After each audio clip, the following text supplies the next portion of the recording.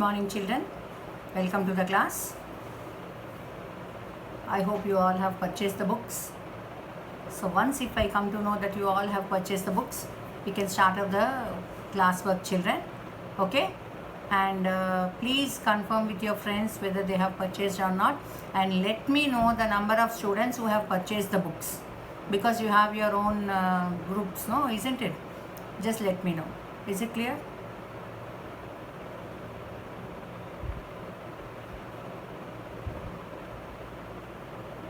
Good morning, children. Welcome to the class. Today we are going to know about the salinity of the ocean. Now, what do you mean by salinity, children? Yes? You all know, have you ever tasted sea water? It will be salty. So that is called the salinity, because, and I think you can know the difference between river water and sea water. Rivers, lakes, ponds will have fresh water, and at the same time sea and ocean water will be salty. Okay, so how do you think we can get salt? Have you ever tasted food without salt? Yes. What is the importance of salt in food? Without salt we can't eat. Yes or no? Because it gives taste to the food. Now how do we get salt? Nowadays means we are getting so many different brands of salt, but earlier if you ask your parents, they will tell you we used to use crystal salt, okay, or the original salt which was made into powder. Okay, later on now we are getting the iodized salt. Okay, earlier we never used to have all these. Okay, so now how we get salt? If you can recollect your previous classes and all, do you remember Gandhiji has started the salt satyagraha? During the process of Dandi March, he has gone from Sabarmati Ashram to Dandi, where he picked up the salt, because the Britishers have levied tax on salt which is freely available. Yes? So now how do we get salt? By evaporating the water, salt water, you get salt. Water gets evaporated and salt remains behind. Okay, earlier they used to have salt pans. Salt pans means like all boxes they used to draw, and then they used to store ocean water or sea water in that. After evaporation, what will be left over? Salt will be left over. Okay, now if you happen to know about what you say, crystal salt, that is only made as powder.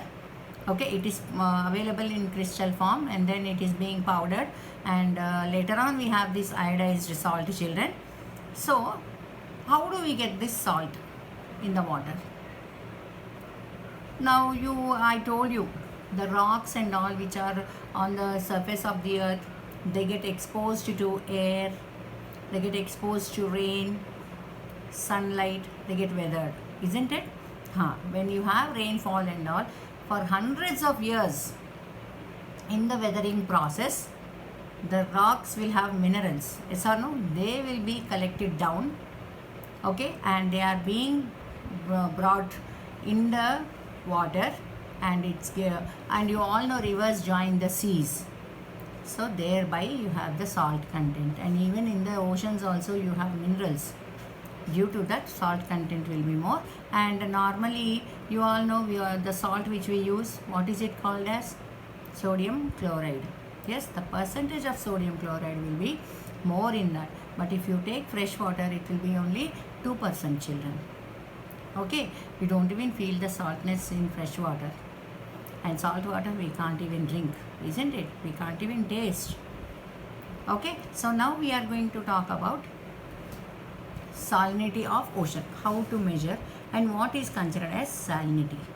I want you all to write down the definition of salinity, children. I will be reading it out now, and anyhow I have given you the lesson, so go through that and write down the definition. How is it calculated also?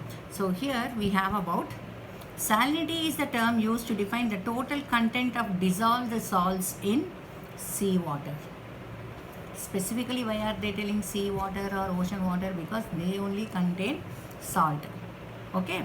So once again I will repeat, children. Salinity is the term used to define the total content of dissolved salts in seawater. And how is it measured? It is calculated as the amount of salt dissolved in 1000 grams of seawater. Understood? If you take 1000 grams of seawater, how much salt is there? That is to be calculated as, and it is usually expressed as parts per thousand. It is expressed as parts per thousand. Ante 1000 grams of seawater, how many parts of salt is mixed in that or dissolved in that gives you the salinity of water. Okay, and generally speaking, the average salinity of the oceans is 35 parts per thousand.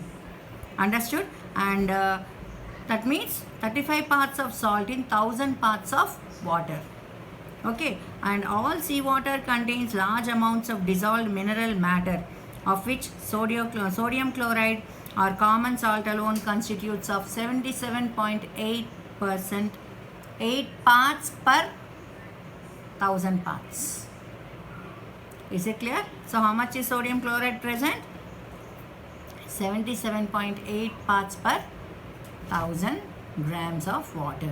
Understood? So too much of salt, that causes salinity to water.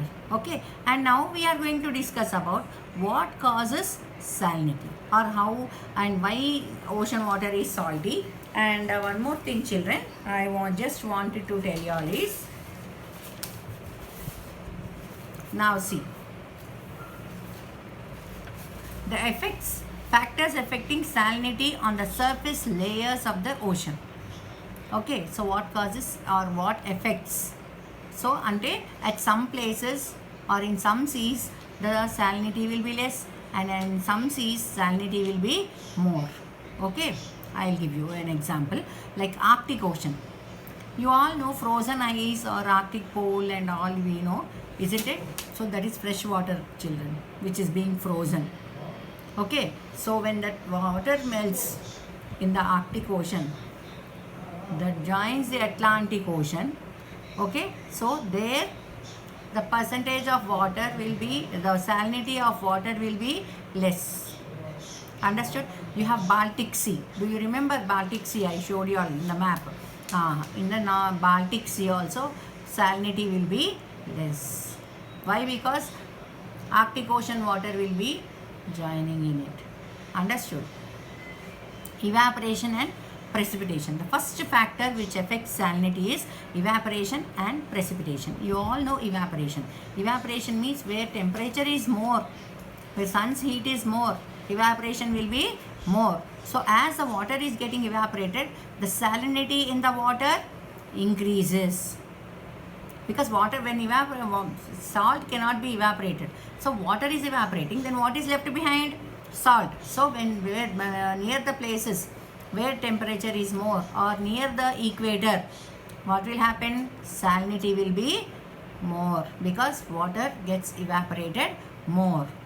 And precipitation. Precipitation means the falling of water from the sky is called precipitation. I told you it is one of the water cycle process, isn't it? So it forms, either it falls in snowfall or rain or like water or anything. That is fresh water, children. Rain water is not salty, it is fresh water. Anytime did you taste the hailstone? It will be fresh water, children.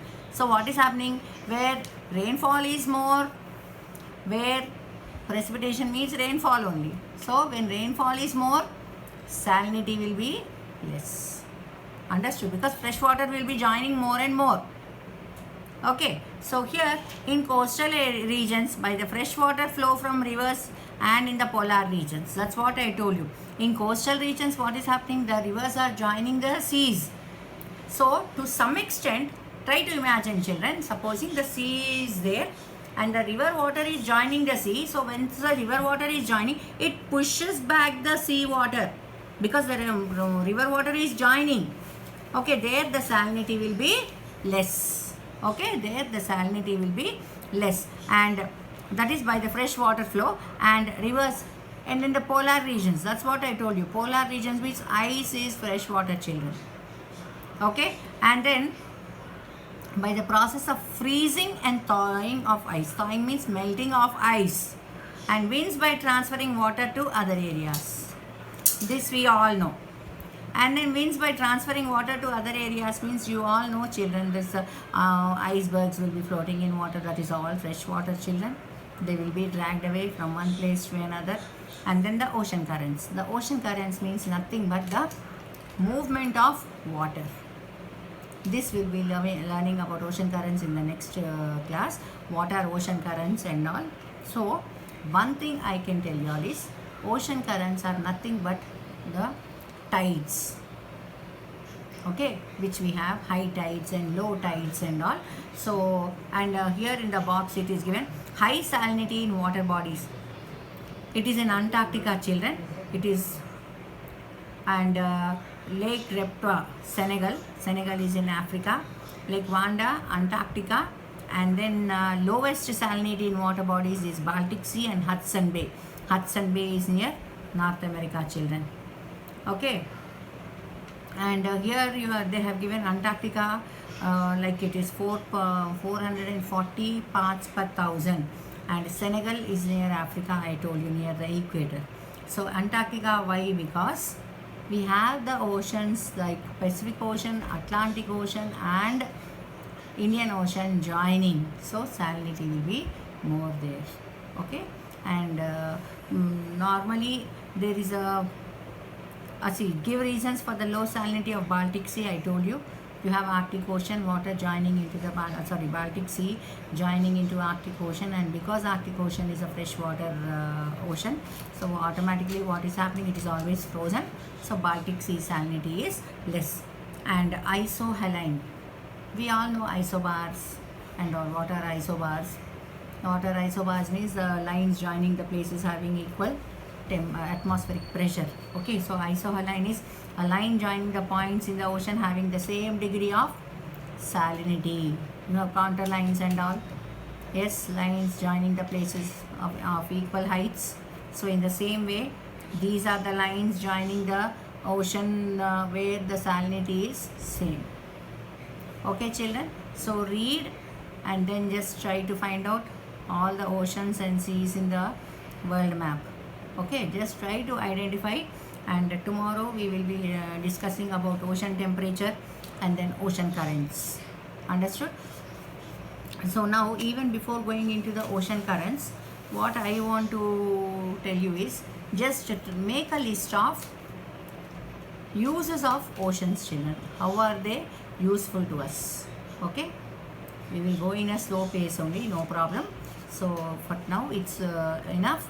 You just read about the salinity, write down about the definition of salinity and how oceans are useful to us.